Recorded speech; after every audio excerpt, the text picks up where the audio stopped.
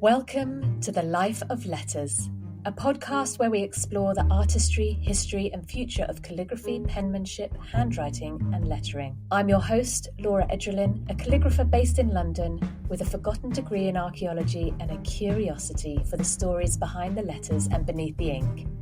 Through conversations with historians, artists, societies, and stationery experts, I want to discover which are the forgotten letters, who are those pioneers of the pen, and journey the world to join the dots between tradition and modern creativity.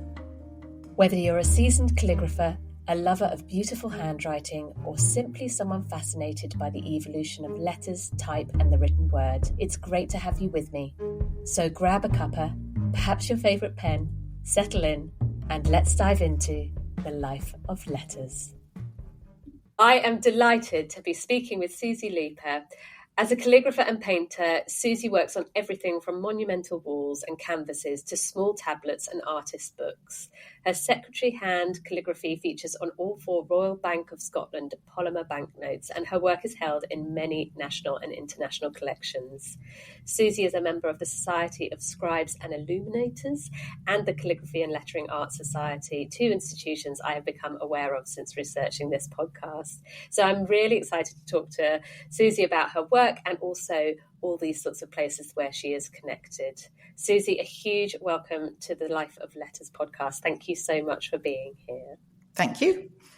And firstly, I thought we'd kick off with just getting a little bit of a background into how you got into the world of calligraphy and sort of working with letters. So can you tell us a little bit about that? Well, I very much came in through the back door. I didn't have any formal training, didn't go to art college. My mother used to tell me that unlike most 4-year-olds who draw houses and cats, I would get out the Glasgow Herald and copy the letters off the front page. Wow. And then when I was 13, I won the Platinum National Handwriting Contest and won a cruise around the Mediterranean. So I was obviously quite good at handwriting. And then fast forward to the 1980s when I was living in Hong Kong, and I saw an advert for calligraphy classes, Western calligraphy classes given by a Chinese person. And I really loved that. He trained under Donald Jackson in the States. That name meant really nothing to me at that time. And then when we came back to Scotland, and after several babies, I took up calligraphy again at Edinburgh College of Art and at evening classes. And that led to then joining the advanced training scheme, which was run and still is by the Society of Scribes and Illuminators, where you basically it's more like mentoring rather than actual physical writing. And that led through one of the tutors to being invited to be part of the team of the St. John's Bible as a scribe. And that really was where I had to conform to discipline and learn to write really properly. And that was under Donald Jackson. That was a strange thing. Wow. Jackson was the artistic director of that project. So it linked back to Derek in Hong Kong. So there's a sort of full circle effect. Yes, it was as if life had come full circle. Yeah. And then, am I right in thinking you incorporate painting a little bit within your work? And did calligraphy kind of follow painting, or did painting follow calligraphy? Which one came first? No, calligraphy definitely came first. But I think having been inspired by all those visits to Donald Jackson's scriptorium, where he would often be painting illuminations while we were there perfecting our writing, after I'd finished, or shortly before I finished writing on the St. John's Bible, I just thought, I really want to paint. So I joined up again to Edinburgh College of Art evening class, went along, and the guy said, why are you here? And I said, well, I've come to learn to paint. And he said, well, just get on with it. So that was the start of painting. And then shortly after that, I joined a class called Approaching Abstraction. And that really was wonderful. So that's really interesting, because you've obviously got the painting side, which was really taking you wherever you wanted to in terms of being playful, being abstract, giving you kind of free rein to do what you wanted with the paint. But then you've also got alongside that a very heavy, disciplined script practice and all the calligraphy formalities So there's two things working together. Did you begin to combine those straight away? Yeah, I mean, you're absolutely right. I still feel in my studio today, which is quite large. I'm very lucky. But, I need to have a tidy corner. I have a tidy desk for the calligraphy. And then I have to be careful if I'm going to splash paint around that I don't get it on the paper where the calligraphy is. So that's always an issue. And I think always, because calligraphy is so demanding, technically, I do find it quite difficult to loosen up with painting, to just let rip. Yeah, it's the blend of the two sort of very different ways that art can be practiced, right? Yeah. So the free form, that expressive style that the painting can give you, and then with the script then for calligraphy, because I've seen some of your work and that it can be quite different. Is there a particular script that you started with? Is there a particular script that you've kind of worked towards more recently? Well, I think our generation of calligraphers all began with an edged pen. That's a pen that has a straight edge, a steel nib, a bit like the end of a square screwdriver. And that allows you to have thicks and thins and gives a sort of elegance to your script. So I think we all learned that from copying. And it's different from what your generation, I think, are keener on now, and that's modern calligraphy, which you do with a pointed pen or with a brush, where the thick and thin is created by pressure and release. If you want a thick part of a letter, you put more pressure on the pen and then you release that. And that's a skill as well. And you can translate that into a brush. And I taught myself to write with Chinese brushes when we were in Hong Kong, and I've just loved that. Wow. In fact, I talked about going to the Edinburgh College of Art painting classes, and the first thing I did there, I had acres of Chinese paper because I have a lot of that, and I had Chinese paints, and I just covered splosh, splosh, splosh with lots of reds and so on. And then I went home and I painted all these images, Chinese images of a garden in gold on that. And then I invented a script that I could write with a Chinese brush that looked like Chinese calligraphy, and slotted the elements of this text about a garden into these paintings, and then created a great big long Chinese hand scroll. Wow. Painting and calligraphy were definitely coming together at that time. Yeah. I think that was 2004. Okay. And so that leads me on actually to ask a little bit about that unique blend that you've got of not only these two sort of mediums of the painting and the calligraphy, but also the tools that you're using and bringing these themes of Chinese art, Western calligraphy together. Is there something that really inspired you to kind of create these pieces? And are they a sort of part of your artistic journey, or do you find that you're sort of weaving them through always? I think how it began in the year 2000, our whole family went to Hong Kong for 6 months, and I just thought I'm going to spend these 6 months learning about Chinese calligraphy, learning to do Chinese calligraphy and to do painting, not because I wanted to become a Chinese painter or calligrapher, because I don't think that's really possible for a Westerner, but I wanted to learn about the techniques and the materials. And I was also looking at a lot of Chinese paintings because that was accessible in Hong Kong. And I think I was realizing how well the Chinese blend or integrate calligraphy and painting. And I've always just hoped that I could do that. Yeah. And even now, do you see little bits of the maybe more Chinese influences coming through in your work? Or do you feel like that's sort of in the past? I think that's gone slightly into the background, but I think that was the basis of my learning. And even the extreme discipline required to write a nice looking Chinese character is much the same as the spacing and rhythm and everything is much the same as writing any script. Yeah.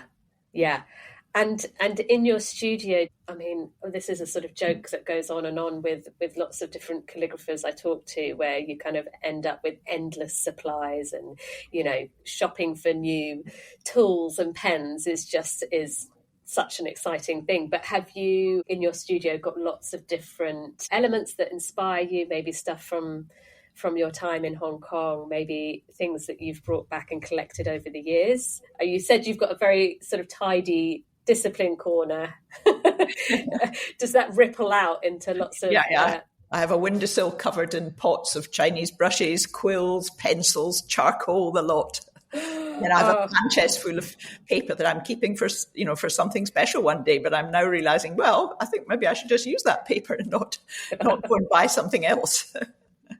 Yeah, it's like the sort of pain of the artist, isn't it? It's knowing you've got these lovely things that maybe you've acquired from all sorts of different places, or been given, and you just think it's like a lovely new notebook. How could I possibly ruin it? So we mentioned in the beginning you have this incredible way of working on almost any surface, from large wall projects to tiny pieces, but scaling work is a huge process, and I just wondered, do you have any secrets? Well, the scaling up came about really quite randomly, and I was asked if I would like to paint Robert Burns' poetry on the walls of the Robert Burns cottage in Ayrshire. And I thought, I'd like that job, but I don't know if I can do this. So I put up a big canvas in the studio where I used to go every Thursdays, and I just started writing the names of Scottish mountains on it with a brush, with an edged brush, calligraphically, standing up, no lines. And I realized, actually, I can do this. And I think that was all because when I was working on the St. John's Bible under Donald Jackson, he said, when I was slightly hesitant about taking on this project that I thought might be rather boring, writing the same every day. I'll talk about that later because it certainly wasn't. He said, I think you'll find that after 3 years of extreme discipline writing this Bible, you'll be able to do anything. You'll have the freedom to do what you want. And he was absolutely right. I could just stand there and write with a brush on the canvas. So that's how it started. Wow. And then, so you've done that one on a canvas, and then do you do other projects on different surfaces on that scale? Yes.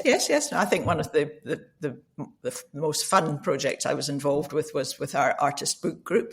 There's a group of 6 of us. We're a collective, and we come from different disciplines, but we all revolve around the artist book. We have a calligrapher, an architect, a textile artist, and so on. And we were selected to take part in a festival called Hidden Door, which takes place in abandoned buildings in Edinburgh that belong to Edinburgh Council. And we were selected to take one of 18 vaults behind the Waverley Station. And we thought, what were we going to do with this vault? Like an under the arches thing.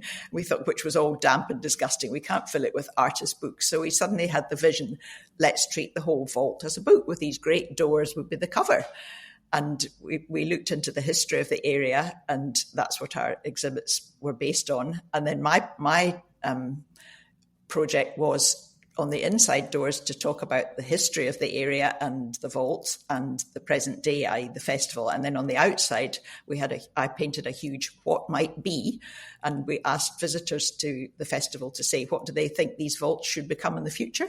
And every time somebody gave us an answer, I would just write that, paint it up onto these vault doors. So at the end of the festival, after a week of painting outdoors on these horrible doors, which were shiny and horrible paint, we had this marvelous collection of ideas about the future of the area. Wow, that's like the original mind map. Yeah, and I just love that experience because all these people would come up and say, "Oh, wow, what are you doing?" And I could talk about my craft at the same time as creating something.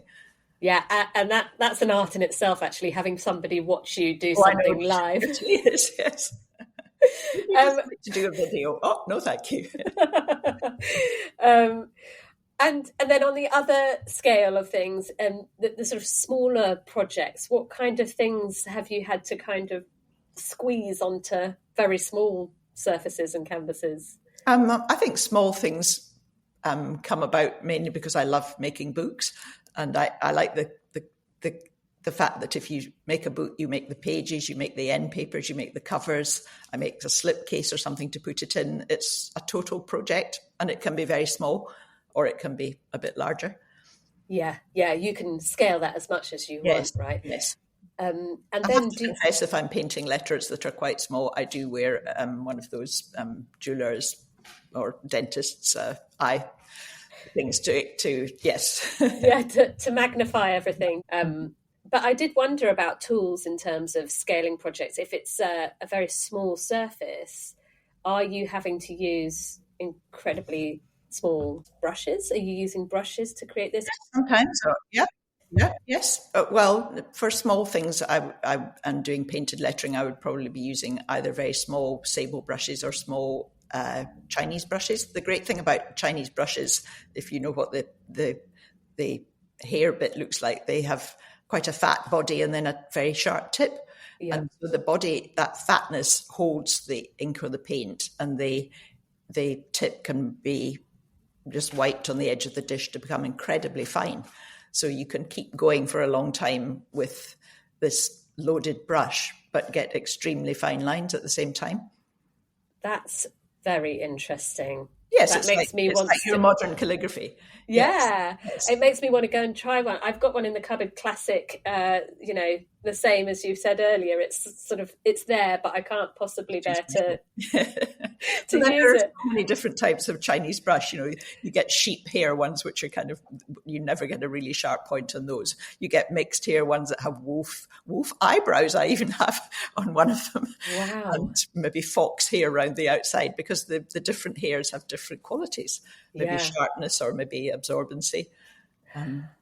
That's fascinating. So, a huge amount of play and experimenting, I'm sure, has gone into sort of now your knowledge of every different Chinese brush pen as well, which is really what we want to encourage most people to do, is sort of find that tool that really works for them as well. What have been some of your favourite projects to work on? You've mentioned a couple already, but what's been something that's really lit you up over the last few years? Well, I think really the biggest and best project I ever worked on was the St. John's Bible, which was the first handwritten and illuminated Bible for over 500 years, commissioned as a Millennium Project by St. John's University and Abbey in Minnesota. And there were 6 scribes and about 10 or 15 illuminators. The artistic director was Donald Jackson, and the whole project operated out of his scriptorium in Wales. And as a scribe, I had to visit the scriptorium every 2 months or so to take back my written pages and then take away my blank pages to write at home. And it was the most difficult thing I ever did. And I think we all felt that as scribes. We were writing with goose quills that we had to cut ourselves to precisely the right size to write this script that was about 2 millimeters high. We had to write on vellum, which is calfskin, and it's a natural surface. So sometimes it was lumpy, sometimes it was shiny. It wasn't always easy. But once, after a year or so of doing that and settling into it a bit, if the quill was right and the vellum was right and the sun was shining, I would just disappear into a kind of meditative world. And I think that made me understand what it might have been like being a monk in the Middle Ages, just writing all day. Because it was incredibly, you just forget the rest of the world because you were so intent on making the best letters you could and fitting it into the line. That's incredible. Do you know how many hours it took you? We all had to write at the bottom of our pages roughly how many hours it took, and nearly everybody was dead regular. The oldest person, who was a man, he took about 12 hours per page. I took about 6.5. Somebody else took 4. It was just, it was fairly steady. Yeah. Wow. And did you find that physically challenging as well? Well, the very first thing we were taught when we went to the scriptorium to train was how to sit and how to get off the chair and how to look out the window every half hour and change your vision. So all those were great skills to learn, not to sit cross-legged and all slumped to one side, but to sit upright with right angles of your body. That's all been very valuable. Yeah. And I guess a project that has given you that discipline has carried on throughout your work. Yes, exactly. That's what Donald said it would. And I think the other thing, it wasn't just about the writing or for the artist, the illuminating, it was being part of a team. You had to be able to be a team player. You had to fit in with everybody else. We had to all try and write the same. And now when I look back, it's almost 20 years since I stopped writing on that Bible. I look back and I can't always tell whose page is whose because we were following Donald Jackson's script. That's incredible. That's amazing. I'm just trying to picture it now. If there were illuminators creating, I presume, the sort of first letter on a page. Yes.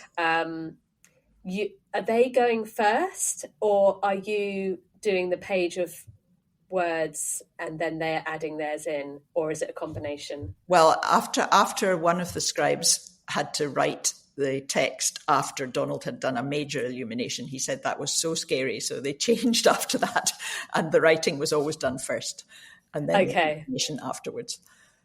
Oh gosh, that is a real take. I love the idea that it's seeing a project like that as a team effort, because I think as calligraphers and artists, you do a lot of work on your own. I know. Well, that was the other thing about the Vault project with our artist book group. That was a collaborative effort, and it was such fun. Yeah. And even the Royal Bank of Scotland banknotes, although I didn't know what I was doing when I embarked on that, I had to sign a non-disclosure agreement and just write all this Gaelic poetry, and I had no idea what it was for. When I learned what that was for, and then I actually did the calligraphy on all the denominations after that, we did become part of a team, and we had great parties, and it was fun. Amazing. So, I was going to ask about the Bank of Scotland, the banknotes. The Royal Bank of Scotland, it's the Royal Bank of Scotland. Royal Bank of Scotland, not the Bank of Scotland. Because the Royal Bank of Scotland, they obviously employed an agency, Nile Design, whose CEO is just a great person. And she went along to the bank and said, because they'd employed the agency, what do you want in your banknotes? You want the usual old dude in a castle? And the person she was talking to said, well, no, can you do something different? So this agency went all around Scotland and spoke to people and asked them what they wanted to have on their banknotes. And the overriding theme that came up was nature. So there's a theme of nature runs through all the notes. What a lovely theme. Of course, very sadly, the first note came out in, I think, 2017, and then the 50 in about 2020. Then COVID, people don't use banknotes to the same extent, so they don't get the exposure that we all thought they were going to get when we were all so thrilled to be part of the banknotes. Yes, of course. But do you hold a banknote and go, my goodness, that's I do. And sometimes I tell people, and they go, oh, I can't believe it. That's such a great claim to fame. I think that's brilliant. I remember I was giving a talk in China, and I took about 15 or 20 of them just in case. And after I'd finished the talk, I quietly gave the organizer one of the notes, and some of the other Chinese attendees saw me and said, oh, can I have one? So within a minute, all my 20 times £5 notes had gone. Yeah, its value is really quite different when it's not only currency, maybe not that they could spend, but currency to you, and also your handiwork on there as well. Because when the 50 came out, I thought, well, I really need to have a 50 in my collection. So I went to the local branch and I said, I'd like to have a £50 note, please. And I said, by the way, I did the calligraphy in the back. Oh, I can't believe it. Wow, that's amazing. And then she said, but I'm afraid you'll have to pay for it. I was going to say, can they give it to you free? Do you not get just free money out of this? No. That's a shame. And so you mentioned that you had to write a few different phrases or parts of poetry. Parts of poetry, Scottish poetry. And then did they select from the ones that you've written? Well, the good thing about that job was I knew that they were going to, well, I didn't know what I was doing it for, but I knew that they just wanted nice lines of poetry. So I just took hundreds of pieces of paper and wrote the thing hundreds of times, and then selected maybe my 5 best and gave them to the agency for them to scan. So that in some ways is a comforting kind of job to do, because you don't have to take a deep breath and just write in the front of somebody's precious book. I mean, those are the worst kind of jobs, where you've only got one chance at it. And you can't even test the paper sometimes. It's a nightmare. Yeah, that's very scary. That is very scary. I wanted to ask a little bit about the SSI, so Society of Scribes and Illuminators. Can you tell us a little bit about the work that they do and how you became a member and what you do there? Well, the Society of Scribes and Illuminators is the oldest of the calligraphy societies, and it was set up by Edward Johnston in 1921. Edward Johnston, people don't really know who he is, but actually he did design the typeface for the London Underground, which with modifications still exists. So actually he should really be very famous. Yeah. And medical studies in Edinburgh, and then abandoned those and went sat in the British Library or British Museum at the time and looked at manuscripts and worked out how things were written. And he then, with his students in 1921, he set up the Society of Scribes and Illuminators, which we call the SSI. And that was to sort of uphold the standards of penmanship, and also to encourage people not just to copy and make precise letters in a copy, but to instill some kind of freedom or personality into the writing. Yeah, lovely. I joined the SSI in the mid-90s because my tutor at Edinburgh College of Art said I should. And, it made you part of a tribe, as it were, and then you got the magazine. And, then I joined the advanced training scheme with them. And it was, for me, that was my education. Yes. And it still runs today, and it has a lot of correspondence courses. They organise exhibitions. But there is the parallel society called Calligraphy and Lettering Arts Society, CLASS, which was set up in the mid-90s. I think perhaps to reach a wider audience, perhaps slightly less elitist, and to focus perhaps more on teaching. But nowadays, most people who are fellows of one society are fellows of the other. I mean, I became a fellow of both societies in 2006, and also the third society, which is called Letter Exchange, which has a broader remit. Letter Exchange has a lot of carvers, stone carvers, wood carvers, typographers, a lot of professionals. So it's a slightly different society. Yeah, I love that. And these are all places where, for a lot of people, maybe kind of establishing their own styles, their script, possibly wanting to gain more education, they can tap into that. It's a huge resource, and one that I've only recently got connected with. And I think it's incredible that there are these places out there, and I hope lots more people do connect with them. Yes, I mean, the sad thing is calligraphy is not taught in any art colleges anymore. So, it does run the risk of becoming a kind of hobby craft. But, the societies uphold standards, and through CLASS, you can do the ladder of training. Yeah. And through the SSI, you can also do correspondence courses and learn from that. And there are lots of people out there, professionals, who are doing workshops. I did a lot of that. People said to me, if you ever see a Peter Thornton workshop, go to that. And I travelled around a lot in my early days, just going to good workshops. Yes. And that also introduced you to people from all over the country and to inspiring tutors. Yeah, I think that's definitely a key takeaway that I've found, and having spoken to a few people through the podcast, I think hearing people talking about their journey into learning different styles, different ways of teaching as well, I think it's a hugely beneficial way.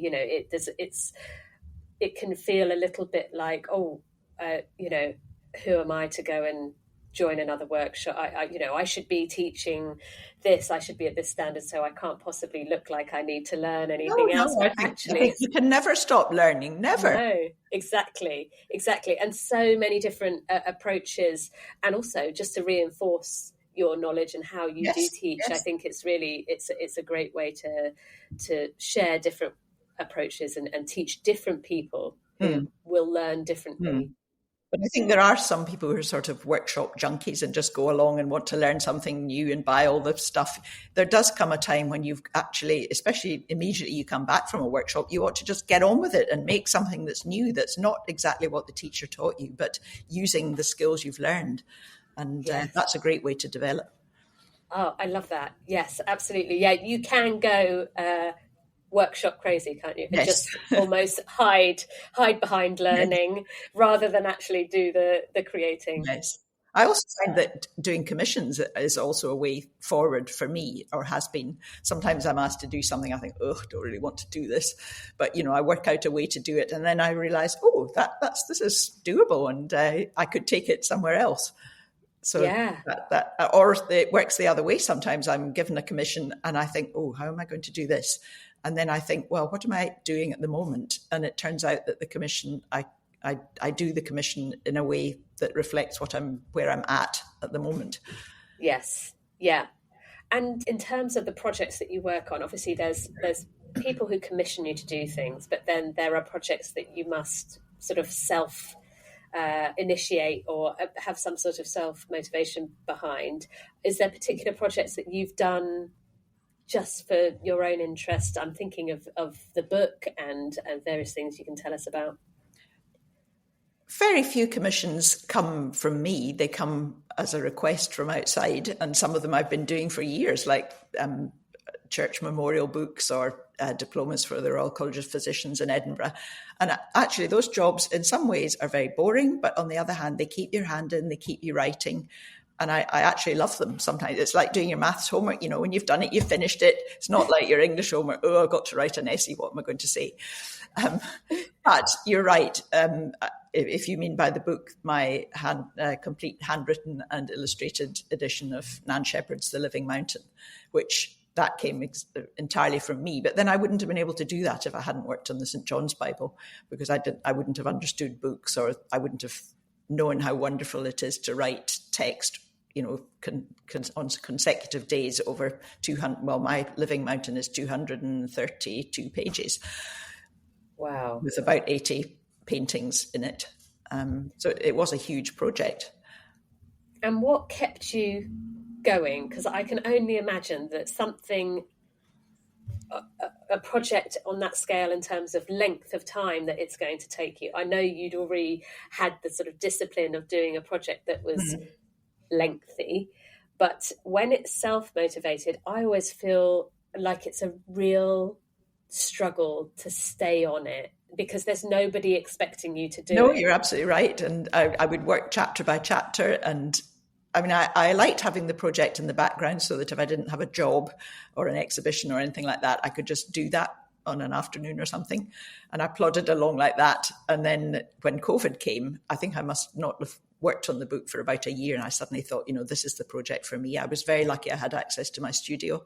So I just spent 4 or 5 months completing the whole thing.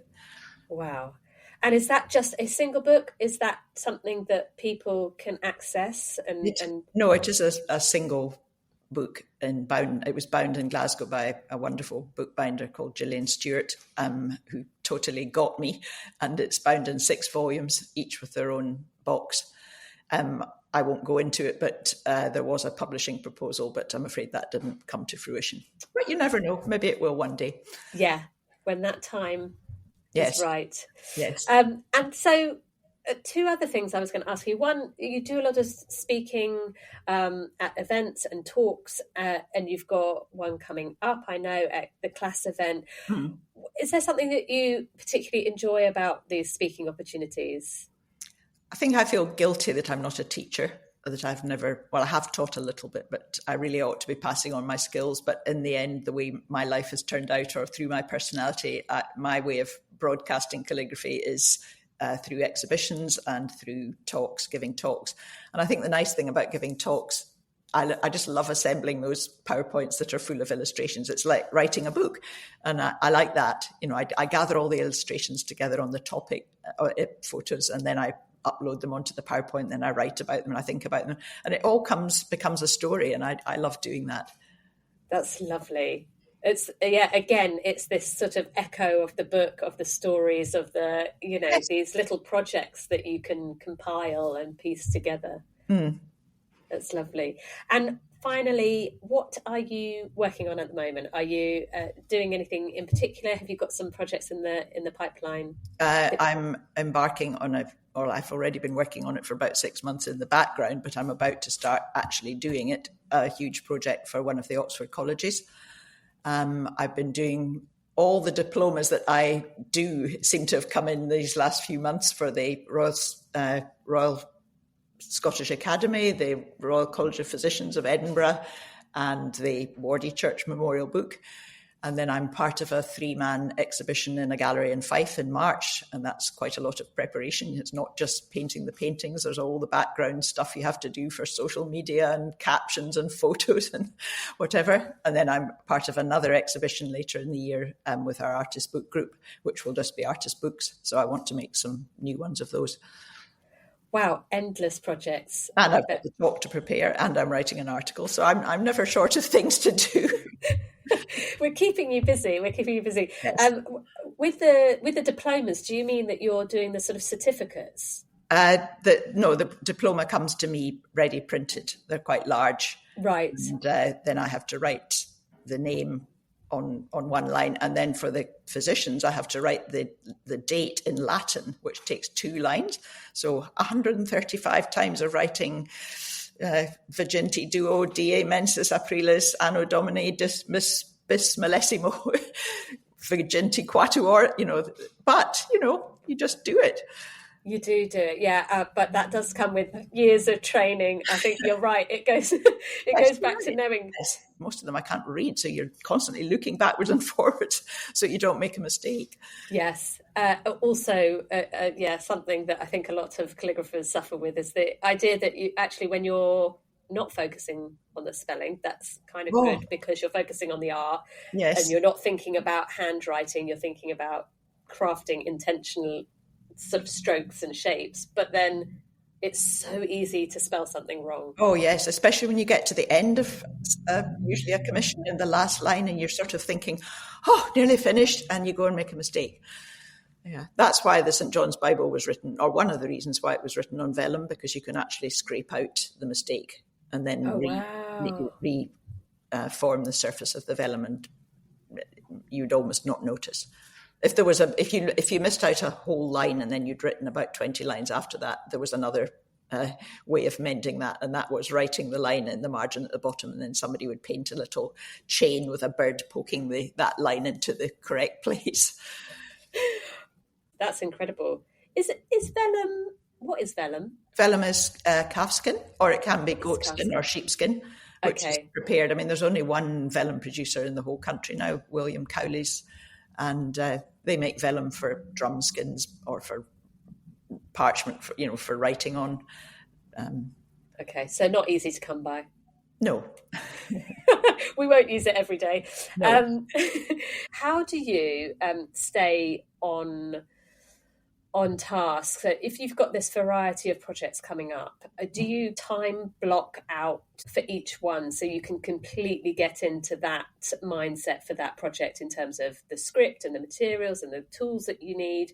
Or do you prefer to kind of mix throughout the day to keep a bit of variety coming in? Well, I think because I've worked freelance for almost 40 years, I'm quite good at time management, especially when the children came along. You just had to get on with the job. And you learn about your own self. I know that I'm most productive in the morning. I'm just a morning person, always have been. So I will do the hard things first, the writing or painting usually in the morning. And then in the afternoon, well, I might carry on with that. But if I've got computer work to do, like creating a PowerPoint or writing an article, I'll do that in the afternoon. Wow. That's brilliant. So actually really getting to know yourself and where your energy is each day. Yes. No, I remember somebody making that point about 10 years ago to somebody who was struggling, wanted to have a job and also wanted to create. And she said to her, work out when you're most creative. And if it's the evening, then take a day job. If it's the daytime, then take a bar job in the evening. That's brilliant. That was good advice. I just know that after 4 o'clock, I'm pretty useless. Yeah. You can do things. I can do things on the computer because you can always correct them. Yeah. Whereas if you've gone and messed up your writing at 4 p.m, that's no good. Absolutely. Not to start that lengthy project at that point. And I think some of us used to find that quite frustrating on the Bible project because Donald Jackson wasn't a first thing in the morning person and he didn't really start till after coffee, and then he would still be wanting to work at 6 o'clock and we were also, Yeah, it doesn't match us. Yes. No. Yeah, that is the tough thing about team projects, I guess. There's pros and cons to both, being able to work in your own time zones. Yes. Yeah. Yes. Oh, Susie, thank you so much for talking to me today. I feel like I've stepped into your studio, and I'm really looking forward to seeing you in person as well at the next class event. So I will share all your details in the show notes. But if anybody is interested in finding out about Susie, finding out more about Susie, visit www.susieleiper.com, or you can connect with her on Instagram at Susie Leiper, and that is Leiper. All the links will be added to the show notes, as I say. But thank you so much for joining me for The Life of Letters. It's been lovely talking to you. Thank you, Laura. Very interesting. See you soon. Bye. Bye. That's it for this episode of The Life of Letters. Thank you so much for listening and joining me on this exploration of the written word. Please subscribe, leave a review, or share it with a fellow lettering enthusiast. And for all the details to connect with us on Instagram or drop us an email, check out the show notes. A huge thank you to my producer Heidi Cullop for ensuring this podcast reached your ears. And finally, to all the guests featured in this series. Go check them out.